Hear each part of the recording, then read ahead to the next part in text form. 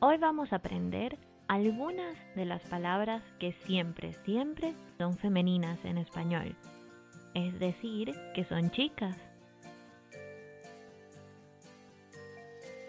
Todas, absolutamente todas las palabras que terminan en ción y ción son femeninas. Y si piensas que no hay mucha diferencia entre las dos pronunciaciones, bueno, es que realmente suena muy parecido.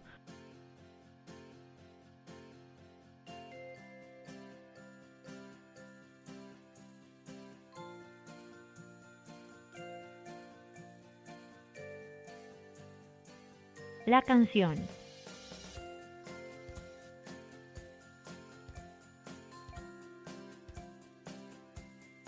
La televisión.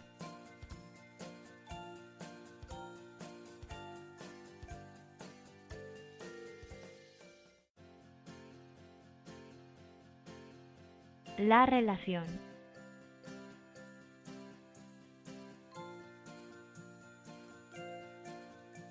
También son femeninas todas las palabras que terminan en tad, t, a, d y tud, t, u, d.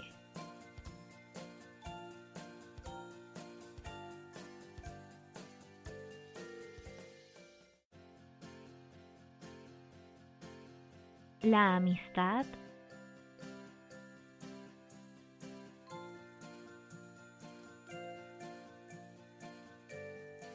La juventud.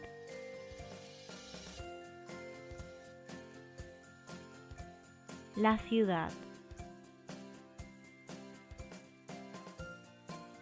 Esperamos que hayas encontrado el video útil y si te ha gustado, no olvides darle like y suscribirte. Hasta pronto.